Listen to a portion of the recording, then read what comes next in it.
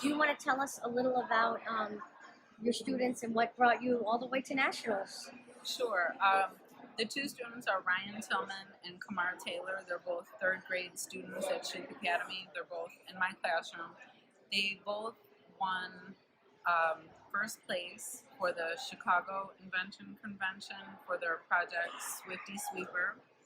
And at Shoop Academy, this was our first year doing Invention Convention, and we did it as a school-wide project. So that basically means that every student in our school chose an invention and either worked on it as part of a group or a pair or an individual, school-wide. We're a pre-K through 8 school, but it was worked on as K through 8. And so, as the STEM coordinator or STEM teacher, do you? That's kind of awesome that every kid got a chance to be a part of this. What difference do you think that makes versus when one teacher does a project with her class or one kid? Can you talk about like why you all think that might be a good idea? It was a great idea to get everybody involved because we're a STEM school, so it was an awesome way to encapsulate the true meaning of being a STEM school. I mean, so every child had an opportunity to be an inventor and to come up with some practical ways to make things better. Around the school, they did a walkthrough around the school just to find out, oh, these things need to be improved. Floors need to be, improved, and water systems need to be improved. And so it was a wonderful opportunity for kids to act as inventors at a STEM school. So it was an awesome opportunity. We talk about that all the time, that it could be problems right in your own backyard. You don't have to, global problems, great, but we can solve problems right in our own home or school.